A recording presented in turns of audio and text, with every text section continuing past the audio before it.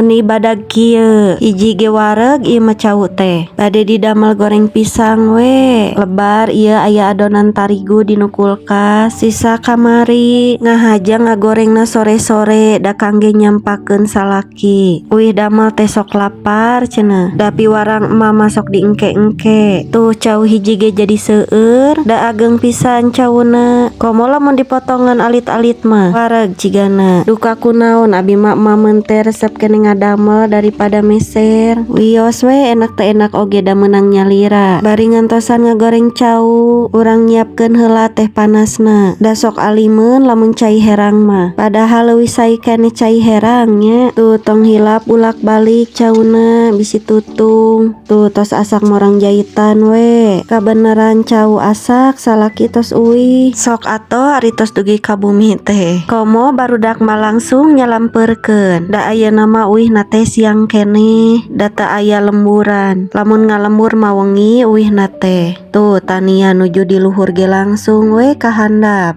Hoyong salim ka papa cenah. Bari sok langsung naroskeun jajaneun. Asal dikirim sarupa ge sok atoh disusul we ku tetehna. Tos ageng oge angger we teu eraan ieu mah. Ayeuna mah ieu urang siapkeun heula goreng cauna. Tong hilap sareng teh panas. Ah nikmat pisan ieu mah. Ari baraya sok resep cau di kumaha?